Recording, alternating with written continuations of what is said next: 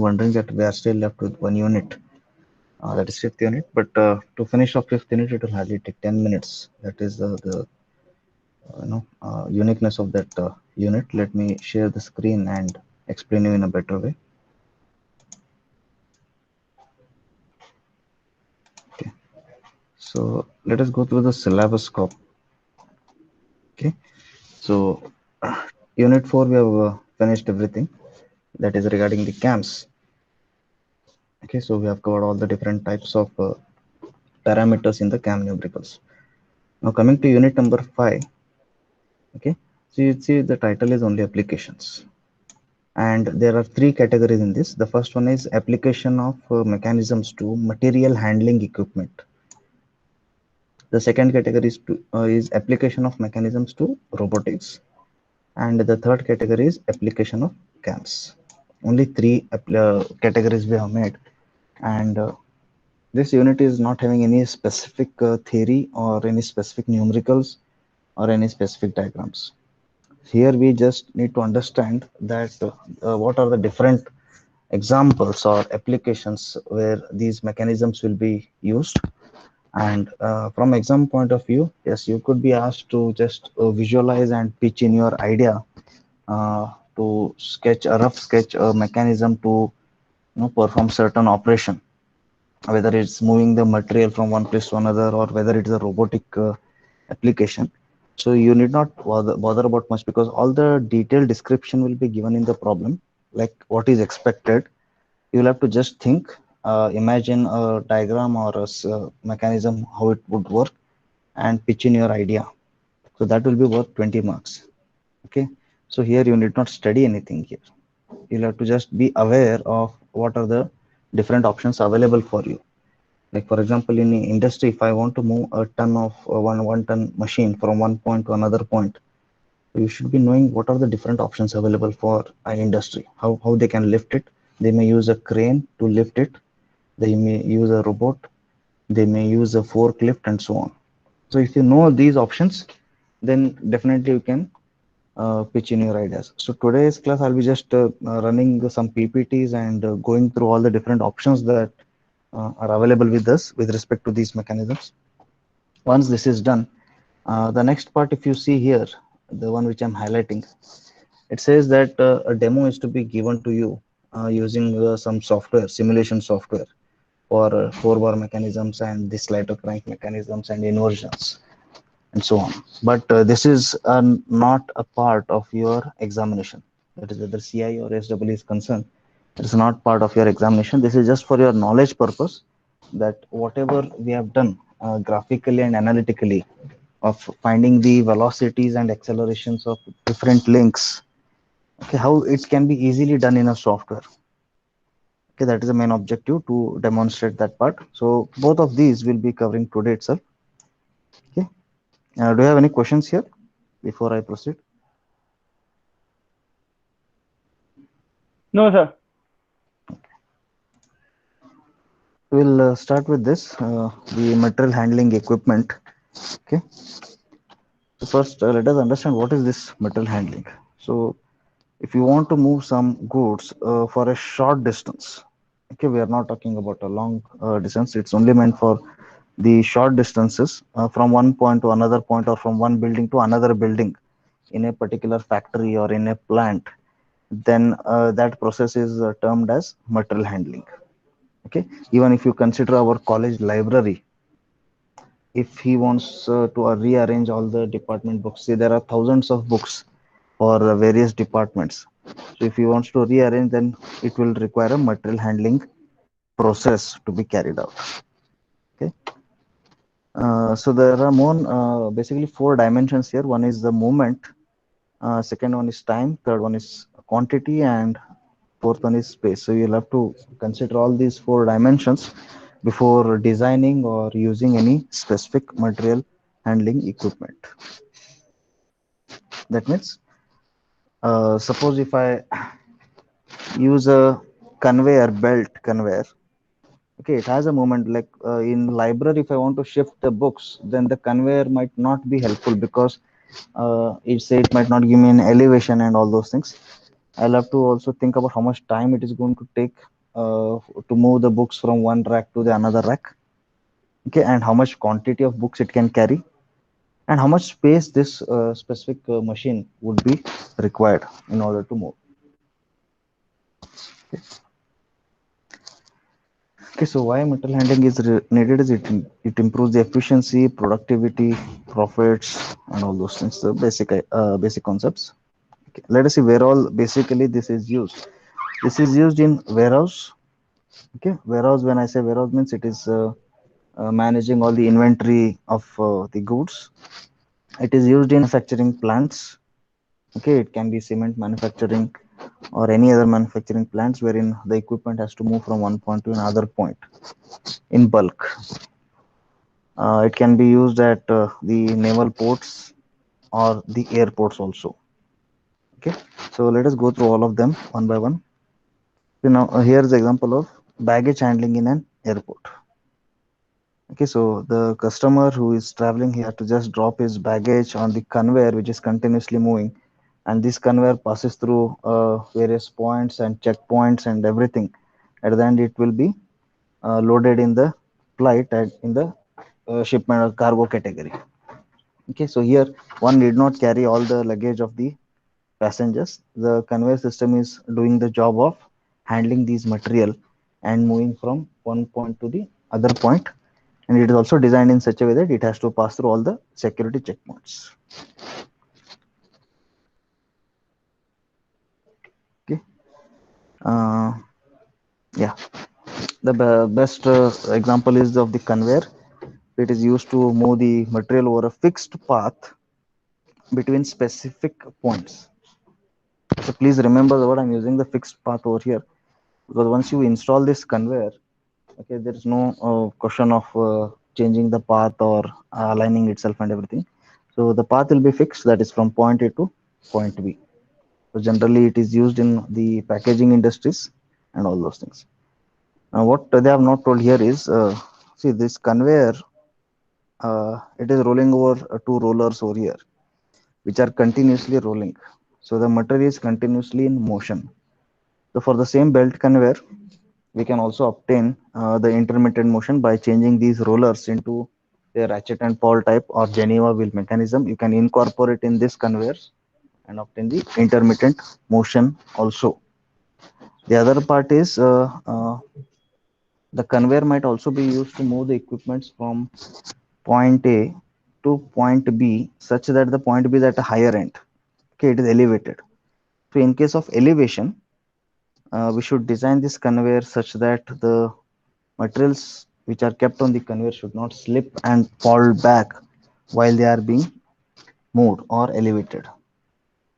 Okay, so that concept you can think of how to achieve all those things, like how to incorporate the intermittent motion, how to incorporate the elevation in the motion. Okay, so there are various types of conveyors. The most common one is the belt conveyor. Then we have wheel conveyor, roller, chain, and all those things. Okay, this last but one you can see this is magnetic belt conveyor. Again, very simple logical concept is used. There will be some production requirement apart from the simple metallic chips. The other dust is also accumulated with that. So if you are passing them to through the magnetic belt conveyor, automatically the metal parts will be stick to the belt, and remaining all foreign particles or non-metallic particles will be discarded in the bin. So this is how you can separate them. Okay. The other type of motion is the crane. Okay, so the equipment is used to move materials over variable path within a restricted area. Why I'm saying variable path? Because of course the crane will be having a telescopic arm in order to extend its length. Okay, and it will also have a rotary motion. That means from point A to point B in a arc manner, it can rotate and keep that material. So this is basically used in loading and unloading of equipments from the heavy vehicles. Okay.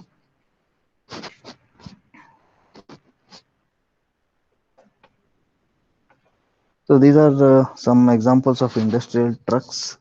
Okay, here trucks does not mean the one which you know about, the one which goes on road. No, that's not called as industrial truck. The industrial trucks are a small vehicular motions obtained in industries in order to lifting and keeping back the equipments within the plant layout. Okay, so there are different types. One is called as hand truck, pallet jack, and walkie stacker.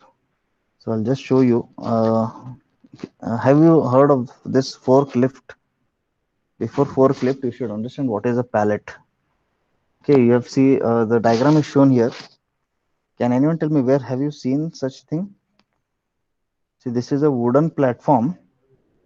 There is one layer at the top and one layer at the bottom. In between, again there are additional wooden blocks to separate the top and bottom layer.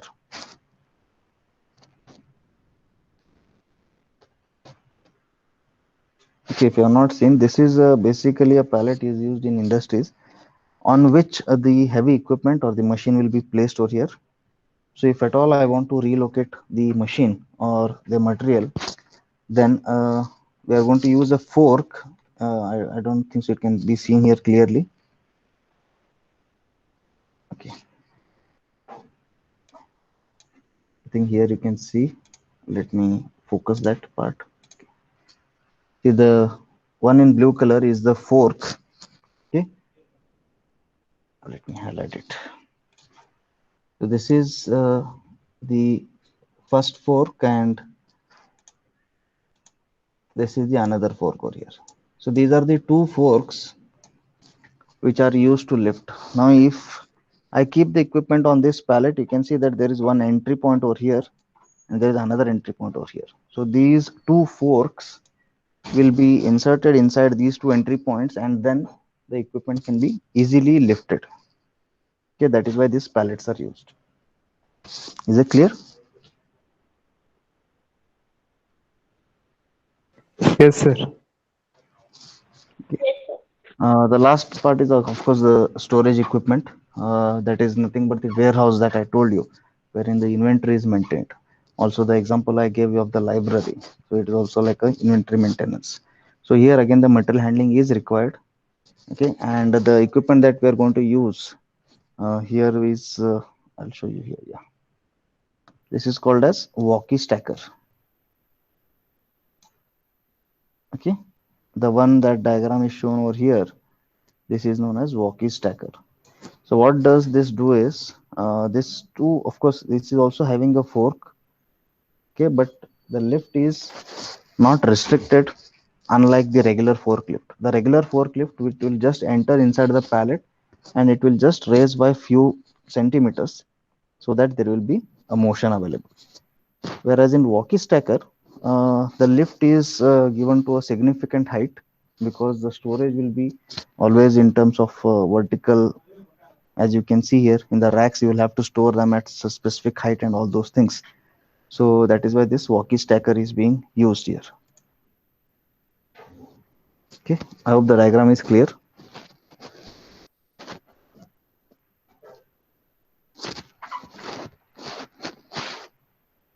Okay, so this was all about the material handling equipment. Let me show you another one, that is application of robots. So here again, we are not dealing with the mechanisms here. I'm just showing you where all the robots can be used, though you already know about this. Here, a machine that can do the work of a person and that works automatically or it is controlled by a computer, that is nothing but a robot. Robot can be a simple machine or a body like a human. Okay, so these are the where the robotics can be used. It can be used in agriculture, automobile, construction, and so on. Let us hear the first from industry point of view. Yeah, robots can be used for the material handling equipments. Okay, they can be used for the material transfer. This is one and the same. Machine loading and unloading. It can be used for spot welding purpose. Spray coating. Okay, why I'm using spray coating is uh, for the painting area. It's always having too much of chemicals, and it causes the health problems if inhaled for a longer duration of time. So their robotics will be deployed in order to perform the operation. Then the assembly of the components, and of course the inspection. So let us go through them. See, the first one basically is the robots are used in hazardous environment. When I say hazardous environment, means it is the environment which is not suitable for a normal human body to sustain. So be it extremely underwater operation wherein the pressure is so high that a human body cannot bear that pressure. So definitely a robot can be placed over there. Okay. For debris collection, if there is a earthquake or something and you need to clean up the debris. So again, it is a hazardous waste over here. And wherever there is high temperature, the robots can be used. They can be used in space exploration and research. That is, you can see that many countries will be sending satellites in the orbits. They will be sending satellites to Moon or even Mars. Sending a human inside this satellite has always been a challenge. It's always risky. So to replace that, they will be deploying the robots for the space exploration. Then we have again military application. The best example I can give is for the mine detection. Okay, so there will be landmines, and a human body cannot go in for the investigation, because if small mistake can cause a severe major casualty over there. But robots can be risked for that. Even if there is an error in identifying the mines, there won't be any loss of life. So that is why the robots can be used in military applications. Of course, they are also used in the construction applications. Automobile. So as I said, the assembly, the painting, the spot welding, the arc welding, everything is being done by robots. So if you just Google out any assembly line of a car, the number of cars that come out of a factory per day, if you just check Maruti, the number of cars that come out per day from a factory, it is impossible for humans to deliver that quantity and quality of output. This is only possible with the application of robots. Okay. So you can see in the image there are multiple robotic arms working on a single unit of car. So one arm is doing the welding, another arm is fixing or assembling, then it will further be painted and everything. So all these things is being done in automobile. This is also called as automation process. Okay, the process is automated here. Of course, they can be used not extensively if the still research is going on for the medicine or medical usage. Okay, as you can see, I've written here, they are not limited to surgical robots. Okay, they are beyond that also, but because of the safety concern, we have not yet commercialized all these things. So it is still under research. Of course, agricultural robots. This you can't see much in our country, but if you go to abroad, or if you just Google it out, you can see how many variety of work is being done using a robot from agricultural point of view.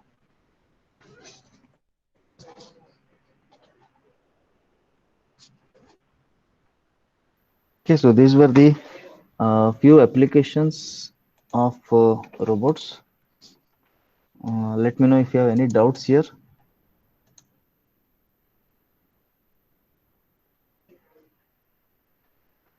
Any doubts, like from your exam point of view or from the syllabus point of view? If you have any doubts, please let me know, or else I'll proceed with the software part.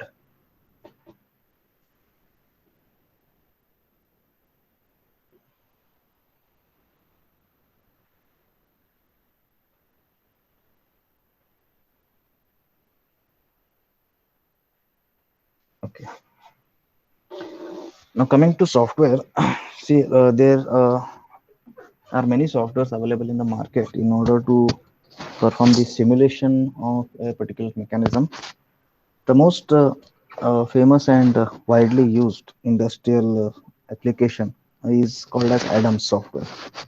So we'll be using this Adams. Okay, so please all of you note that we are not here to learn this software. This is not a part of exam. This is just a demo of how things are simulated and values are calculated. In your next year, that is, I think when you come to fifth semester, you are having a separate lab on this particular software, wherein detailed software learning and experimentations will be carried out individually by you. Right now, it is just a demonstration purpose. So I'll be starting with this Adams. So when you open this, I'm getting this is the first screen. Okay, so I'll be starting with this new model. You can see that it is asking me various options here. I can specify whether it has a gravity in y direction or without gravity. I can specify the unit either in terms of mmks or mks or igs. There are different units available. We will be going with this, wherein length is measured in and the load is measured in terms of kg or newton.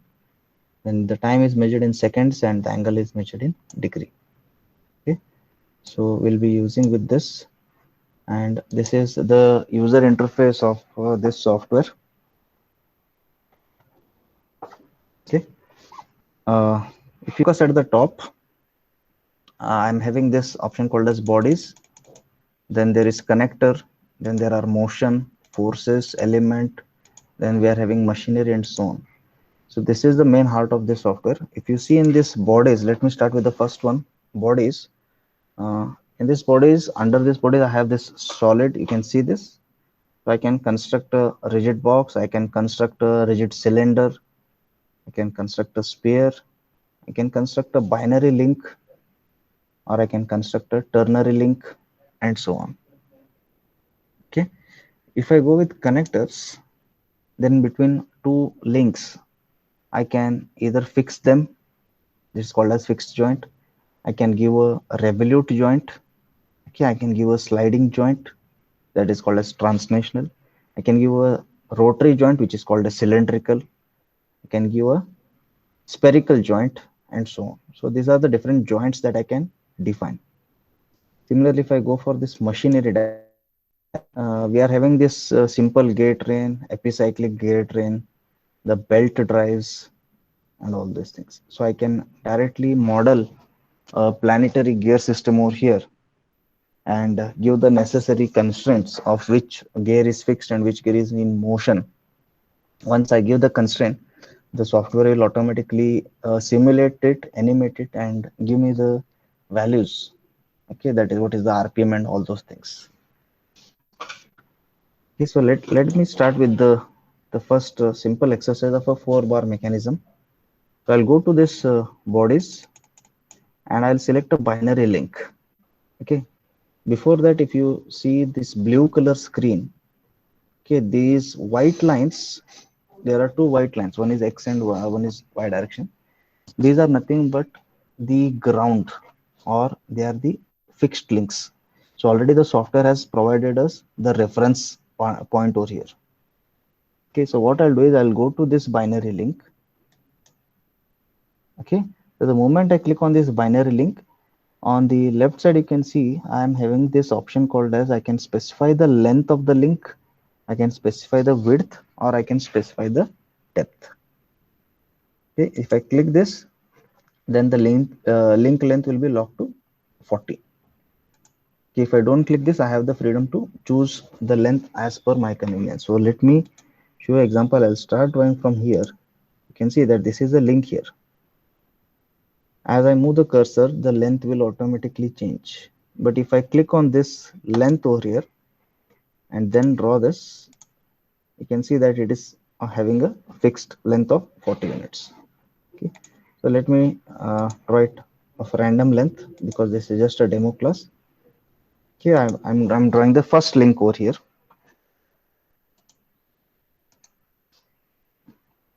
Okay, so I'll go to this bodies. You can see that this below this there is a ground. Okay, so I already started drawing the link on the white line, that is it is already grounded. So this layer part 2, it is fixed at that point where on that white line. What I'll do is I'll just rename this. Instead of part 2, So I'll write this as crank. Okay, so I've drawn the crank here. Next, again, I'll go to the link, and starting from the end point of the crank, let me draw the connecting rod. Okay, so you can see now under this bodies part 3 has come here. So to avoid confusion, I'll just right click, I'll rename this as connecting rod.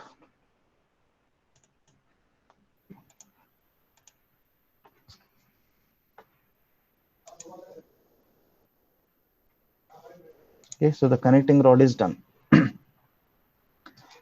I'll create one more link from the end point of this connecting rod. I'll create the output link, or it is also called as rocker.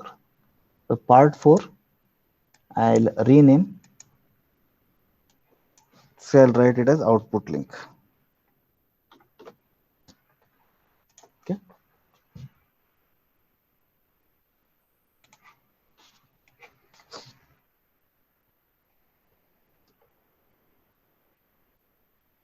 Okay. I think I'll use the word rocker here. Yeah. So can anyone tell me whether I've drawn 3 link mechanism or whether I've drawn 4 link mechanism here? So Four, four. sir. Yeah, because this white line over here will act as a fixed link. So if even if I draw one more link here, okay, see here, I've drawn this one more link here. It doesn't make any sense because it is already ground over there, and on that ground I am again drawing one more link, so it will not have any motion. So it doesn't make any sense. So I'll delete this link here. So only these 3 links will together will make a 4 link mechanism, because the 4th link is the ground here. Okay, so I just placed 4 links here randomly of random length.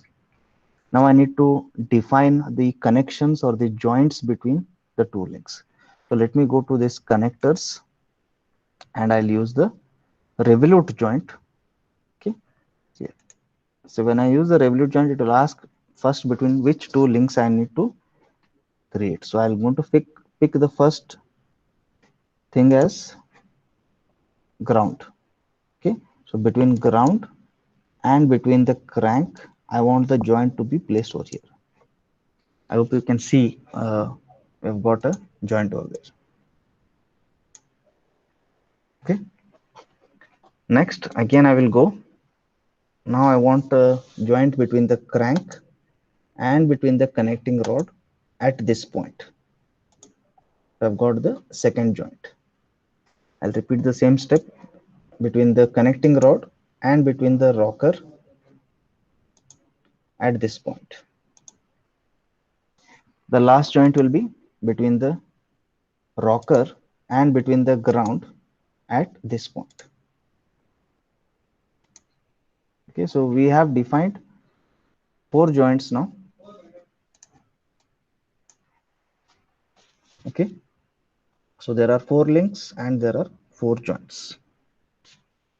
Now in order to simulate this, what I'm going to do is here, I'll just go to connectors here. You can see this is joint 1, joint 2, joint 3, joint 4.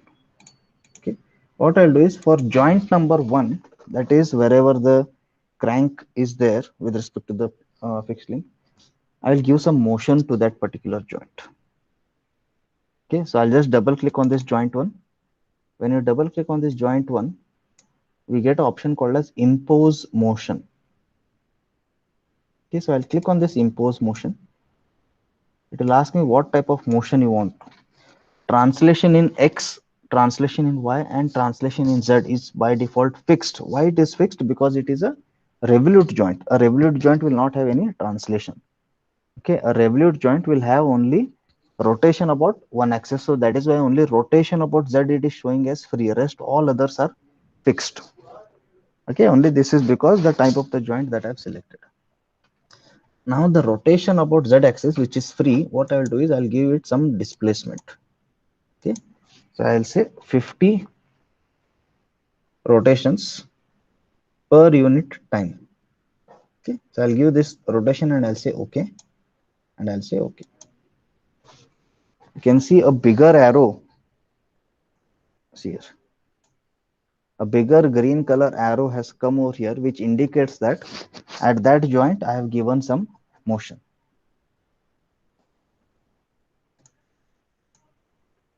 Okay, so once the links are defined, once the joints are defined, and once the motion is defined, we can straight away go for the simulation part here.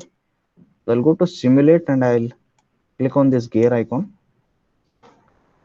I want to simulate this forever with the step size of say 0.001. When I press play option, you can see that okay, because of the length it's happening here. Let me just correct it. Give me a minute.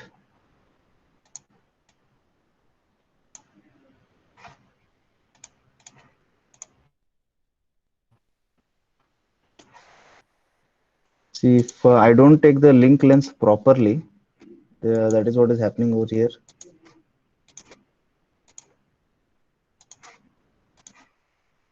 If the crank is a little bit long, then while simulating it will overlap and it will give the error.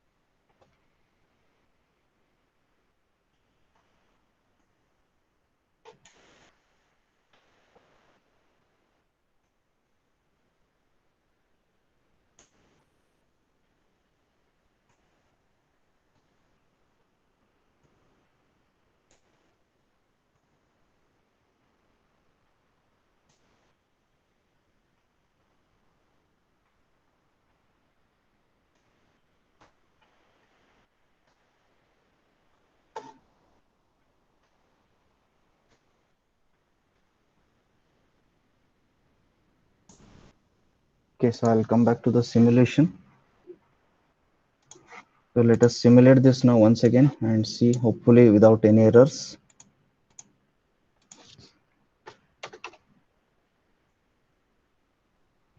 Okay, it is too fast. Let us make it a little bit slow.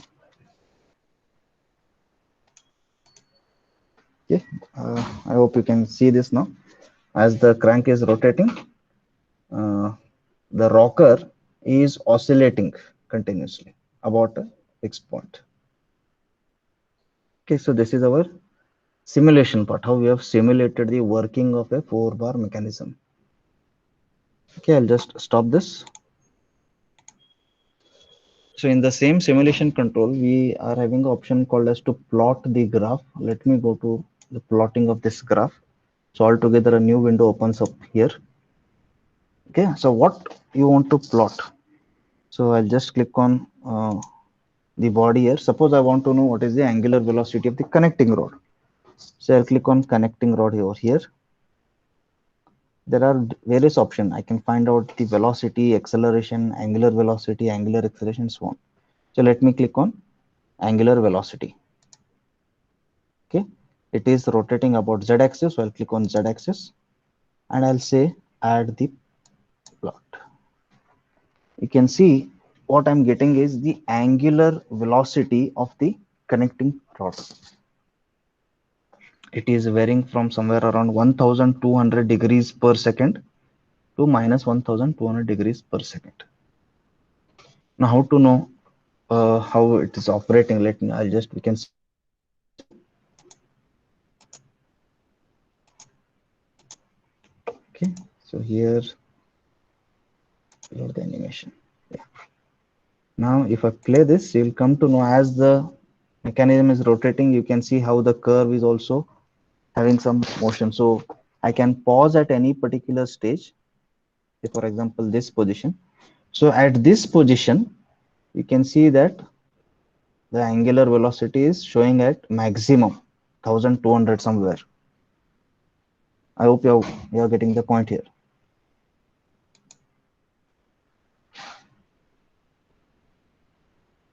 Are you able to see this, all of you? Yes, sir.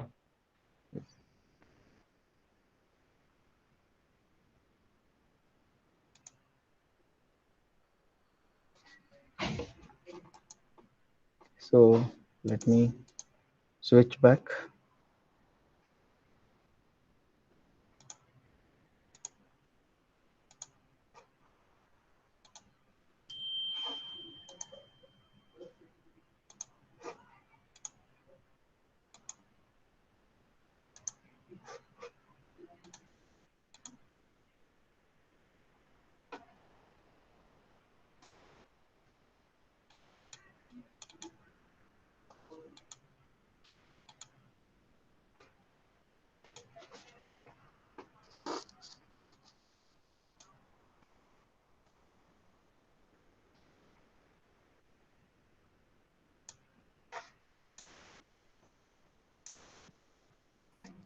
Okay,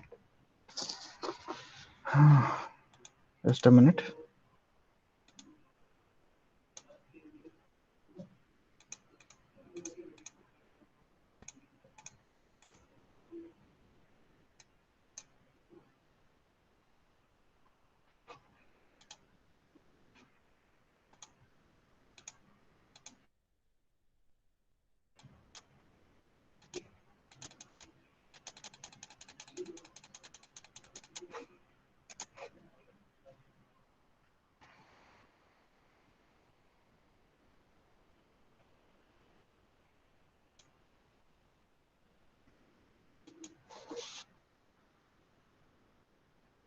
Okay.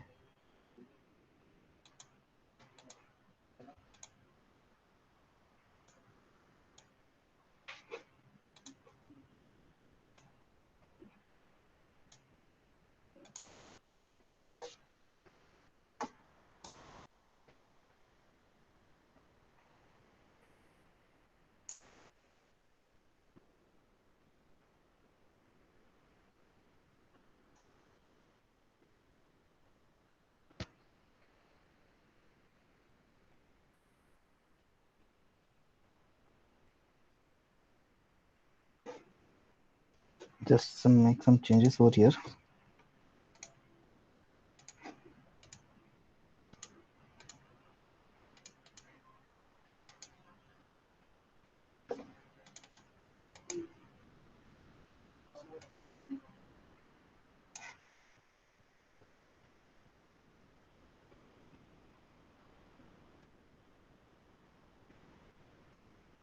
Okay.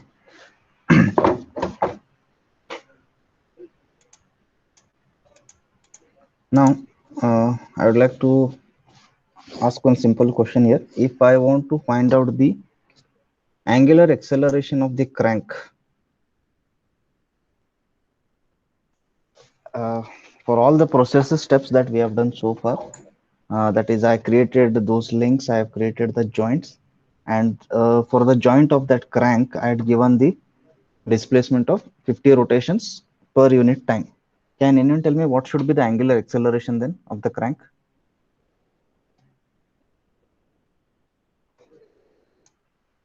You can look at the animation also if you want.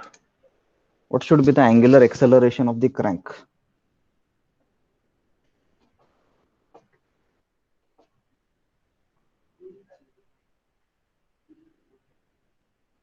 Yes, anyone? You can see the crank is rotating at a uniform speed because I've given the Zero, sir. motion. Yeah, they have given the motion as 50 cycles or 50 rotations per unit time. So if I'm defining the motion of the crank as uniform motion, so the acceleration when I plot it, it has to be zero. But see, because of some graphical error, it is showing some values, but the values is so small, it is 2.5 into 10 raised to minus 11. Okay, so the value here is 2.5 into 10 raised to minus 11, which is as good as zero. Because of some slight deviations while defining the joints, maybe by clicking, I might have clicked slightly here and there, or else it will be a perfectly zero. Right now also it is as good as zero, but it is showing some value that is 2.5 into 10 raised to minus 11. Okay, this is about the crank. Similarly, for rocker also you can plot the curve. So this is the angular acceleration for the output link, which varies from around 6000 degree per second square to minus 4000 degree per second square. Okay, let me know if you have any doubts here. See here, the angular velocity, it is a straight line. I had given 50 rotations per unit time, so it is chosen that value in terms of degree per second. It has calculated the angular velocity and it has got a value, and it is not changing throughout the cycle. Let me know if you want to know anything more over here or anything which you have not understood.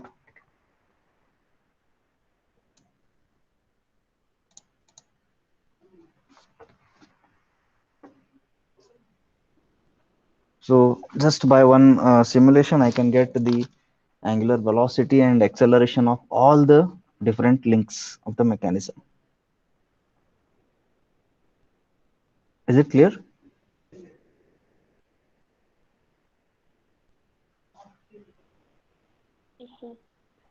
Okay.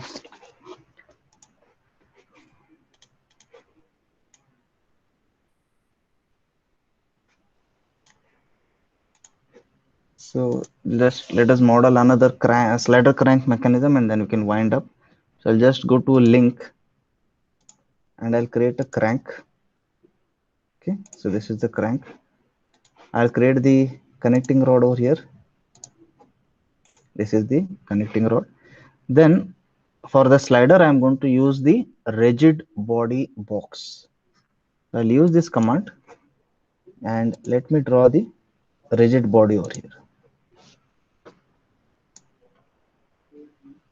Okay.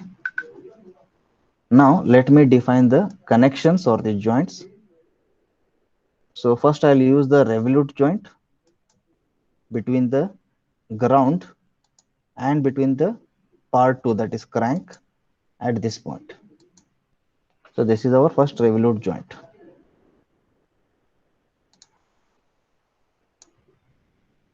Okay. I'll go to the second revolute joint between the crank and between the connecting rod. At this point, I want a revolute joint. That is second joint. Once again, I'll create a revolute joint between the connecting rod and between the piston at this point. This is our third revolute joint. Then what type of joint I should define now between the piston and between the fixed link? It has to be translation joint or sliding joint. So I'll click the sliding joint between part 4 and between the ground at this point, say in this direction.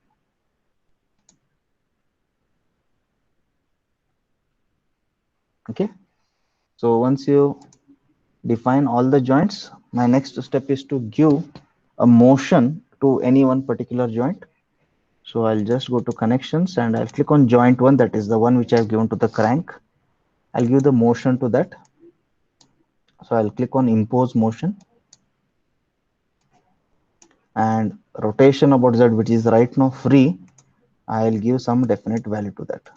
So I'll give 20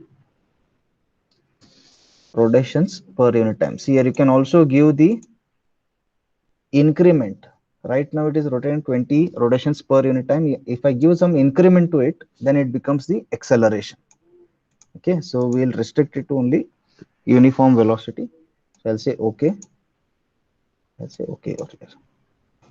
Once this is done, let us simulate this and check.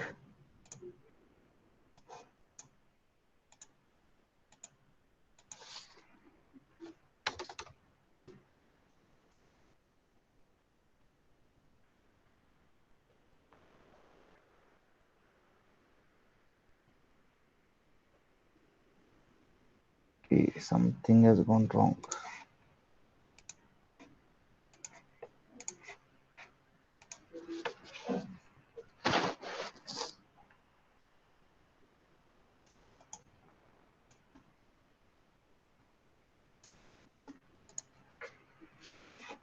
I'll redefine the joints once again.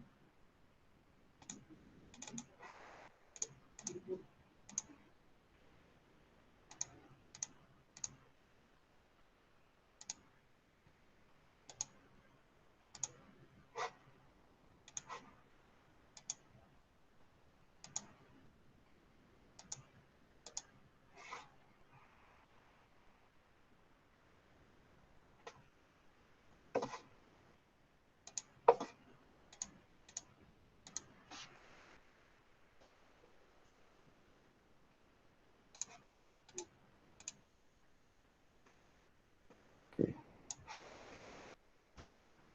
I don't know where I've gone wrong. Let me start fresh.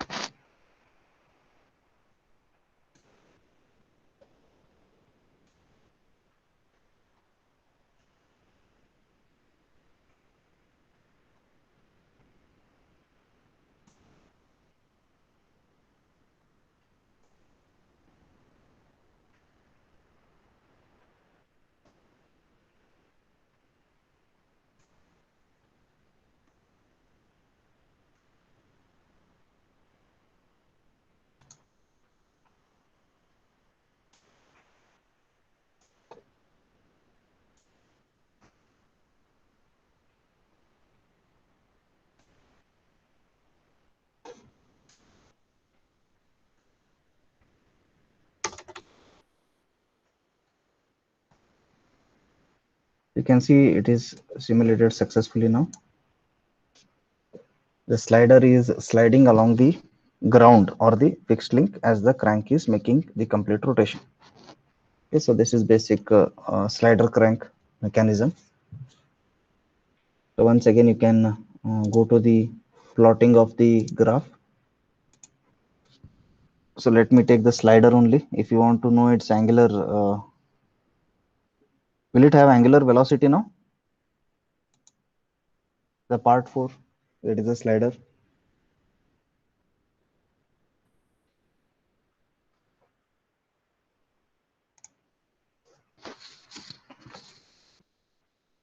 Why it is 0?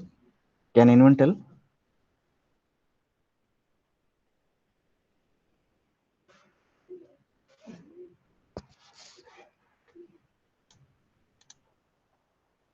Yes, why it is 0? The angular velocity. I've plotted angular velocity of the piston here. Can anyone tell me why it is 0?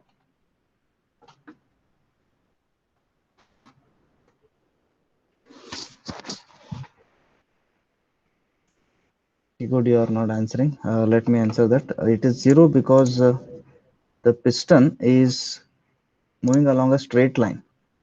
Angular velocity is rate of change of the angle. Okay, so here there's no change of angle, hence the angular velocity of the piston has to be always 0. That is why it is showing 0. So obviously the angular acceleration will also be 0. Okay, if I go to part 3, that is a connecting rod, yes, it will definitely have the angular velocity, this red color line, and I can also plot the angular acceleration, which is blue color hidden line over here. So this is the velocity and acceleration of the connecting rod. Let us plot of the crank. This is the angular velocity. It has to be a straight line because we have defined some definite value of motion for the crank. Similarly, the acceleration. Okay, let me plot it once again. Yeah, this is the acceleration. Once again, it is not coming exactly 0. It is 5 into 10 raised to minus 12 is the value here. So as good as 0, close to 0. Is it clear?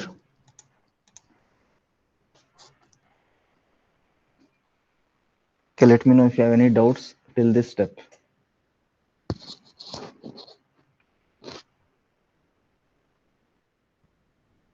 No doubts. No one wants to talk. Fine.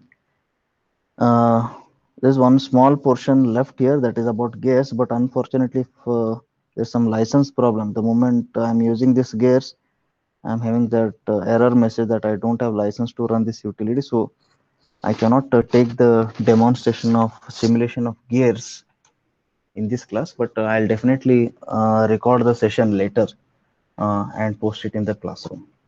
Okay, so this was regarding the Adam software, wherein you can get the velocities and acceleration of links and also see the simulation. Okay, so we have completed the entire syllabus of the subject here, all the 5 minutes as well as the demonstration of the software. If you have any doubts, please let me know, or else we'll wind up the class now. Okay, if you don't have any doubts, you can leave the class.